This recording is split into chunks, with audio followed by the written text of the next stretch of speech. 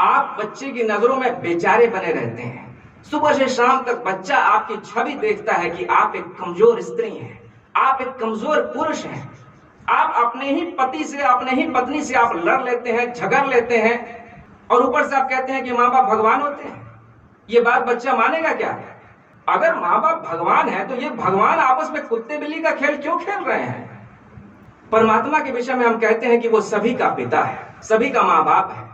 आप भी तो किसी न किसी के माँ बाप हैं, तो आप में भी थोड़ा परमात्मा तत्व तो होना चाहिए ना। अगर आप में परमात्मा तत्व नहीं है तो आप कभी भी एक कुशल माता पिता हो ही नहीं पाएंगे। आप अपने को जब तक मजबूत नहीं बना लेते, आपका बच्चा आपकी बात नहीं सुनेगा। आपकी दिक्कत क्या है कि आप 24 घंटे बच्चे पे ही नजर गड़ाए हुए हैं।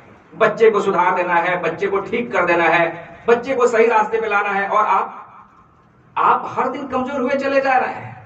माता पिता बच्चे को बड़ा कर रहे हैं। आपके ऊपर एक बहुत बड़ी जिम्मेदारी है कि आप बच्चे को बड़ा करने जा रहे हैं। बड़ा होने का मतलब सिर्फ शरीर का बढ़ना नहीं होता। बड़ा होने का मतलब होता है प्रौढ़ होना। बड़ा होने का मतलब होता है विवेकशील होना। तो अगर बच्चे को बड़ा करना है ना, तो बच्चे के साथ आपको भी हर दिन बड़ा होना पड़ेगा। ये नहीं होने वाला कि आप छोटे ही बने रहें और बच्चा बड़ा होता चला जाए, महात्मा बुद्ध बन जाए, महात्मा गांधी बन जाए। ऐसा नहीं होने वाला है। बच्चे के साथ हर दिन आपको थोड़ा थोड़ा विकसित होना पड़ेगा। आप बार बार ये इल्जाम लगा देते हैं कि समाज बिगड़ा हुआ है, लोग बिगड़े हुए हैं, टीवी, इंटरनेट, मोबाइल, इन सब के कारण बच्चे बिगड़ रहे हैं। हम तो बहुत अच्छे हैं, हम तो हर दिन अच्छी अच्छी बातें ही बच्चों को सिखा रहे हैं। नहीं, गलत है ये। कोई भी बच्चा इस दुनिया का अगर बिगड़ता है तो याद रखिए वो घर के वातावरण से ही बिगड़ता है। घर का वातावरण वो मिट्टी है जिसमें बच्चे का बचपन विकसित हुआ है। मिट्टी अगर सही है तो फूल कैसे खराब हो जाएगा जी? इसका मतलब कि माँ बाप से जो संस्कार उसे मिल रहे हैं, उन संस्कारों में ही कहीं कोई बुनियादी खोट रह जा रही है। दुनिया में बहुत सारे प्रयोग हुए हैं बच्चों के संस्कारों के ऊपर। एक बड़ा महत्वपूर्ण प्रयोग हुआ है, मैं आपको बताऊं। मनोवैज्ञानिकों ने ये सोचा कि एक माँ से बच्चे को क्या क्या मिलता है। क्या सिर्फ ऐसा है कि माँ छाती से लगा के उसको दूध दे देती है? क्या इसी से बच्चा विकसित हो जाता है? एक छोटा बच्चा जो लगातार अपनी माँ के पास पला है और एक दूसरा बच्चा जो माँ से अलग रख दिया गया है, दोनों के बड़े होने में कोई फर्क होगा? दोनों के शरीर की मानसिक संरचना में, बनावट में कोई फर्क आएगा? इसके ऊपर मनोवैज्ञानिकों ने प्रयोग किया और प्रयोग चौंकाने वाला था। ऐसा हुआ कि बंदर के छोटे बच्चे को उसकी माँ से अलग कर लिया गया और उसकी माँ के शक्ल का ही एक रोबोट बना दिया गया। बंदर के शक्ल की एक मशीन बना दी गई, उसका चेहरा बना दिया गया, हाथ पैर बना दिए गए, उसके स्तन बना दिए गए, और स्तन इस तरह से बनाए गए कि उन स्तनों के पीछे दूध की शीशी लगा दी गई और उसका निप्पल बाहर निकाल दिया गया। ऐसा लगता था जैसे माँ का स्तन है। फिर वो रोबोट जो है वो हिलता डुलता भी था। उस छोटे बच्चे को लगता था कि यही मेरी माँ है। जब भूख लगती थी तो रोबोट के स्तन से मुंह लगा के दूध चूस लेता था। इस तरह से धीरे धीरे वो बंदर का बच्चा बड़ा होने लगा। जब वो बच्चा बड़ा हुआ तो उसमें एक अजीब सी बात देखी गई। उसका व्यवहार बड़ा ही विक्षिप्त हो गया था। वो एक सामान्य बच्चे की तरह विकसित नहीं हुआ था, वो विक्षिप्त हो गया। पागलपन वाले सारे लक्षण थे उसमें। वो बहुत ज्यादा हिंसक हो गया था। उसके भीतर दूसरे बंदरों के प्रति कोई लगाव नहीं पैदा हुआ। उसके भीतर जो स्वाभाविक प्रेम होता है बंदरों के बीच पलने वाले बच्चों में, वो उसके भीतर पैदा नहीं हुआ। वो एक असामान्य बच्चे की तरह बड़ा हुआ। और इस तरह के कई प्रयोग किए गए और सारे प्रयोगों में पाया गया कि यही परिणाम बार बार सामने आया कि माँ से अलग करके किसी बच्चे को अगर पाला जाए तो वो बच्चा असामान्य बच्चा हो जाता है। उसका शरीर तो विकसित हो जाता है लेकिन उसका मन विकसित नहीं हो पाता।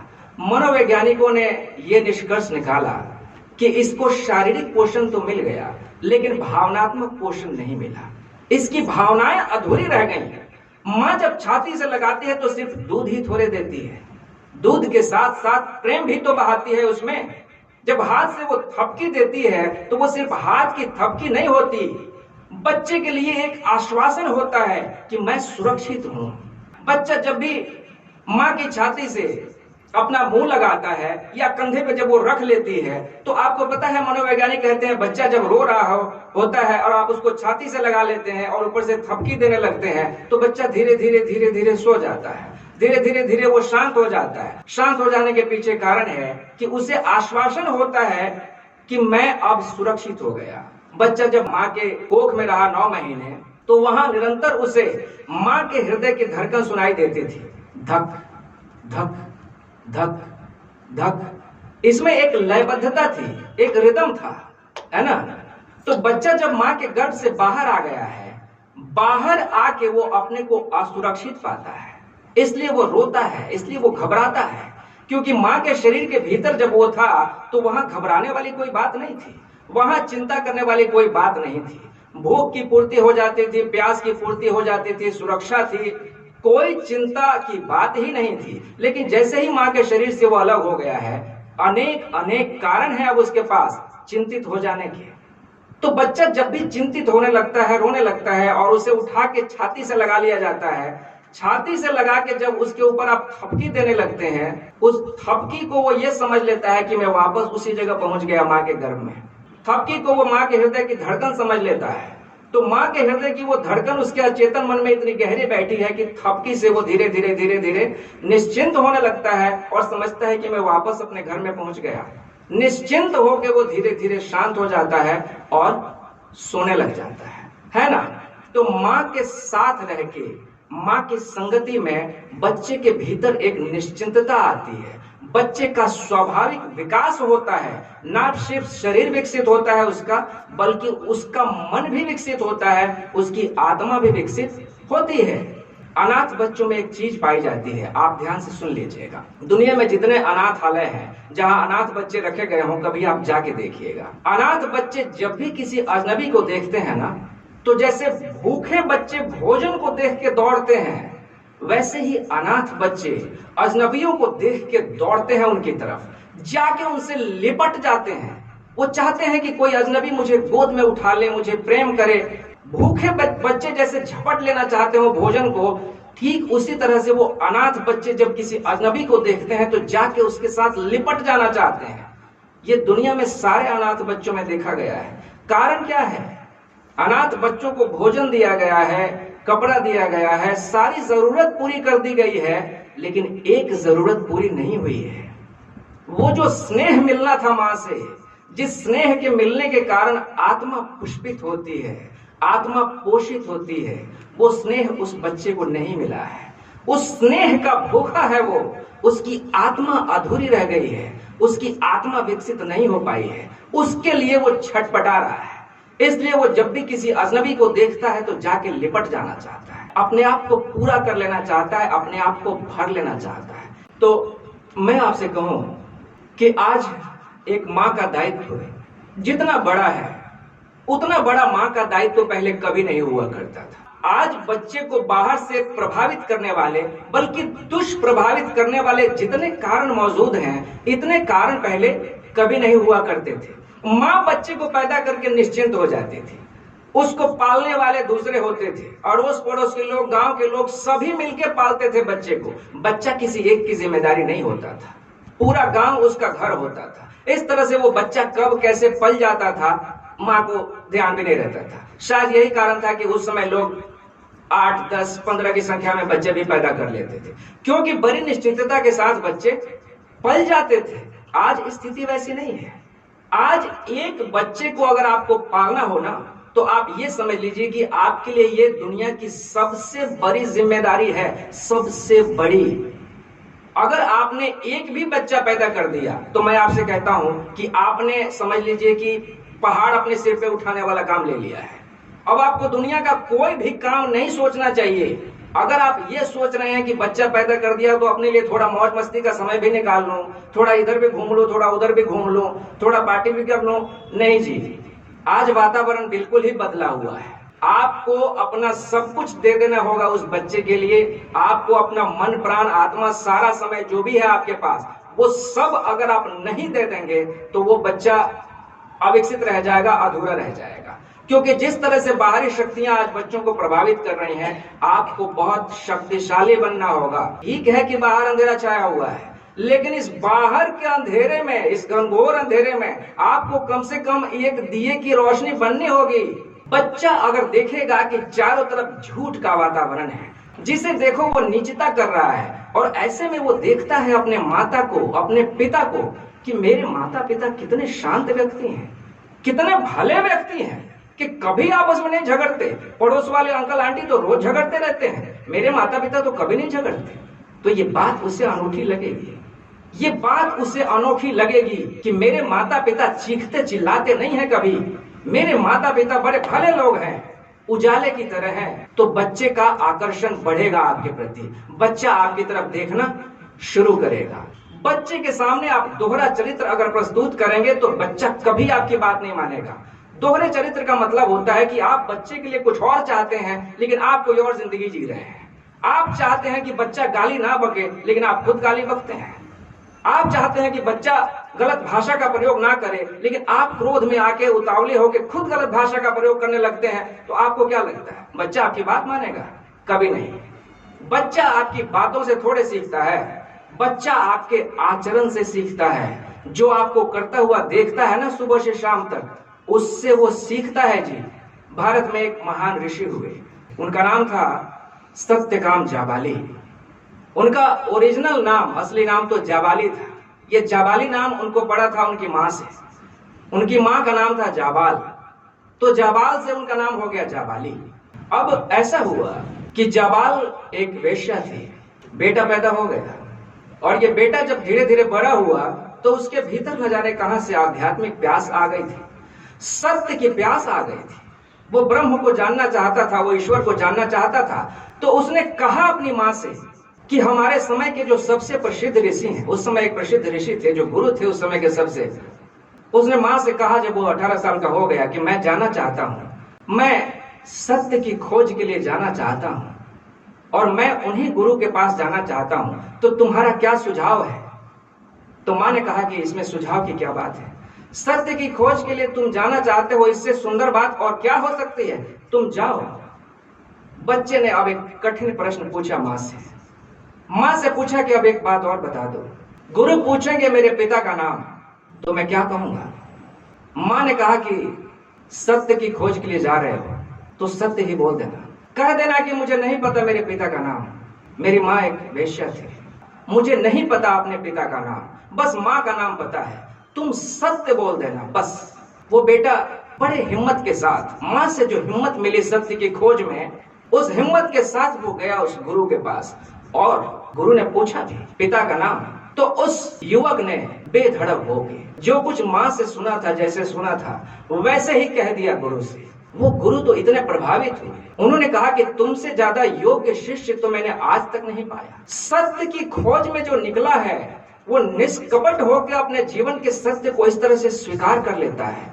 इससे बड़ी योग्यता सत्य के खोजी की और क्या हो सकती है? आज से तुम्हारा नाम सिर्फ जाबाली नहीं होगा, सत्यकाम जाबाली होगा, क्योंकि तुम्हारे भीतर सत्य को पाने की सच्ची कामना है, तुम्हारे भीतर सत्य की सच्ची कामना है, तुम ही सच्चे सत्य काम हो, इसलिए आज से तुम सत्य काम जाबाली हो। तो वो सत्य काम जाबाली एक महान ऋषि हुए। हम यदि चाहते हैं, आप यदि चाहती हैं कि आपका बच्चा एक महान बच्चा बने, किसी भी भांति से आपसे अगर वो श्रेष्ठ बने, तो दो बातें जरूर याद रखिएगा। पहली बात कि आपको बच्चे के सामने एक सच्चा आचरण प्रस्तुत करना होगा, दोहरा चरित्र नहीं चलेगा। दोहरे चरित्र दिखाने वाले माँ बाप के बच्चे सदा ही दोहरे चरित्र वाले हो जाते हैं, कभी वो बच्चा सच्चा बच्चा नहीं हो पाएगा। जैसा देखेगा माँ बाप को करता हुआ वैसा ही वो एक दिन बन जाता है ना। और दूसरी बात कि बच्चे के साथ साथ आपको भी बड़ा होना होगा, बच्चे के साथ साथ आपको भी प्रौढ़ होना होगा। जिस क्षेत्र में भी बच्चे को आप विकसित करना चाहते हैं, उस क्षेत्र में आपको भी विकसित होना पड़ेगा। यदि आप चाहते हैं कि आपका बच्चा एक शांत बच्चा बने, सुशील बच्चा बने, सुंदर भाषा बोले, तो आपको सुंदर भाषा का अभ्यास करना होगा, आपको शांत होना होगा, सुशील होना होगा। बच्चे को आप तरह तरह के तोहफे देते हैं, न जाने क्या क्या देते हैं, कपड़े दिला देंगे तुमको कैरम बोर्ड दिला देंगे, तुमको हम कंप्यूटर लैपटॉप मोबाइल फोन दिला देंगे, बस कीजिए। एक बच्चे के लिए सबसे बड़ा तोहफा, सबसे बड़ा उपहार पता है क्या है? शांत अभिभावक। शांत अभिभावक से बड़ा कोई तोहफा, बड़ा कोई उपहार किसी बच्चे के लिए हो नहीं सकता। यदि आप अपने बच्चे के सामने शांत होकर, शांत रह के पेश आते हैं, 24 घंटे उसके साथ आप शांत रह लेते हैं, तो ये एक बहुत बहुत बड़ा उपहार है उस बच्चे के लिए। ये छोटी बात नहीं है। आप चाहे दुनिया की कोई भी चीज उसको दिला दीजिए और आप उसके साथ, उसके सामने रात दिन लड़ते झगड़ते रहिए, चीखते चिल्लाते रहिए, आंसू बहाते रहिए, अपने आप को कमजोर दिखाते रहिए, वो बच्चा आप ही के जैसा हो जाएगा, कमजोर हो जाएगा वो। मेरी माँ से जो 2 महत्वपूर्ण सीख मिली मुझे बचपन में, मैं आपसे कहूँ, एक घटना है मेरे बचपन की। जीवन में सिर्फ एक बार मैंने अपने मुंह से गाली बकी थी। बहुत छोटा था, ये जो बच्चा पीछे बैठा है इसी की उम्र का रहा होऊंगा मैं। मेरी माँ मुझे बहुत प्रेम करती थी, लेकिन जब मैंने गाली बकी और उस गाली के निकलते ही जो झापड़ उसने मुझे दिया कनपट्टी पे, उस झापड़ ने मेरी जिंदगी बदल के रख दी। उसके बाद जीवन में गाली देना तो दूर, कभी मैंने किसी को अपशब्द बोला ही नहीं, कभी नहीं। एक झापड़ ने मेरी वाक शुद्धि कर दी, सदा सदा के लिए मेरी वाणी शुद्ध हो गई। तो अब आप सोच रहे होंगे कि उसके बाद मैंने झापड़ के डर से गाली नहीं दी। नहीं, ऐसा नहीं है। थप्पड़ के डर से मैंने उसके बाद गाली नहीं दी हो, ऐसी बात नहीं थी। दूसरी बात थी, माँ से प्रेम था, और वो प्रेम इतना गहरा था कि मैंने इस बात पे विचार किया कि जिस बात से माँ नाराज हो जाए वो काम कभी नहीं करना। माँ नाराज हो जाए ऐसा काम करना ही नहीं है। गाली से माँ नाराज हो जाती है तो गाली कभी नहीं देना है अपने मुंह से। तो जब मैं धीरे धीरे बड़ा हुआ, 5वीं क्लास में गया, तो पूरे गांव के लोग मेरे विषय में बातें करते थे कि ये बच्चा कभी गाली नहीं देता। लेकिन उसके पीछे की कहानी किसी को पता नहीं थी, वो कहानी सिर्फ मुझे पता थी। तो ये एक पहली बात थी जो मैंने माँ से सीखी थी। दूसरी घटना जो मैंने सीखी अपनी माँ से, कि वो एक अनपढ़ स्त्री है, उसे सिर्फ 20 तक गिनती आती है। इसके लिए मेरे पिता हमेशा उसका मजाक उड़ाया करते हैं, लेकिन सही और गलत को लेकर उसके भीतर एक स्पष्ट विभाजन है। जब हम छोटे थे, कभी भी भूल से भी अगर हम कोई गलत काम कर दें, उस गलत काम में कभी भी वो सहयोग नहीं देती थी, कभी नहीं, बिल्कुल अड़ के खड़ी हो जाती थी।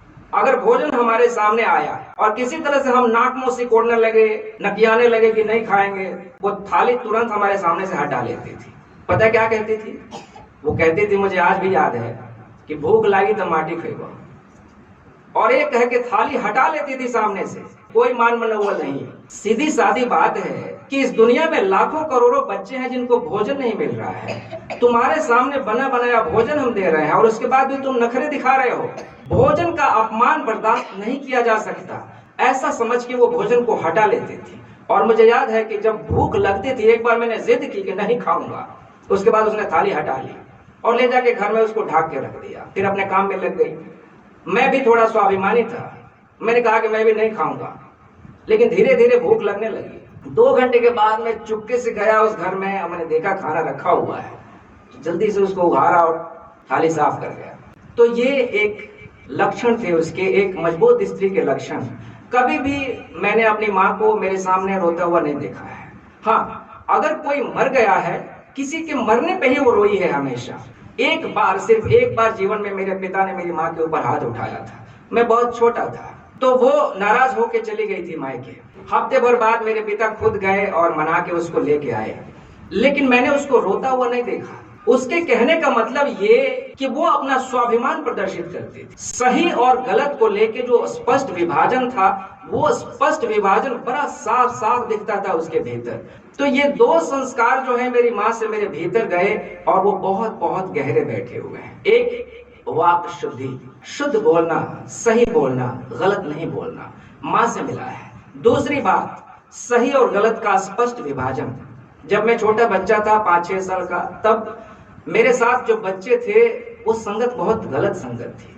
सारे बच्चे, उनके अंदर न मालूम कैसे कैसी गलत आदतें थी। कोई सिगरेट पीता था, कोई तंबाकू खाता था, कोई गुटखा चबाता था, ये सारी बातें थी। उन बच्चों के बीच रह के भी मैं उन सारी चीजों के लिए एक बार में मना कर देता था। उनको ऑफर किए जाते थे, गुटखा खाओगे, मैंने कहा नहीं। कोई भी गलत काम का ऑफर आए, मैं एक बार में ना कह देता था। उस ना कहने के पीछे कारण था, माँ से मिला हुआ वो संस्कार कि वो कैसे सही और गलत के बीच साफ रेखा खींच देती थी, है ना, कि ये गलत है तो गलत है, इसे हमेशा ही ना कहना है। तो ये दो बातें थी जो माँ से मुझे मिली है। मैं आशा करता हूँ कि आप सभी ने अपने जीवन में अपनी माँ से बहुत ही बहुमूल्य बातें सीखी होंगी। आज की ये वार्ता विशेष रूप से सभी माँओं को समर्पित थी, दुनिया की सभी माँओं को समर्पित थी, यहाँ जो माएँ बैठी हुई हैं उन सबको समर्पित थी, हम सभी की माँओं को समर्पित थी। तो इसके साथ ही आज की इस वार्ता को हम समाप्त करना चाहेंगे।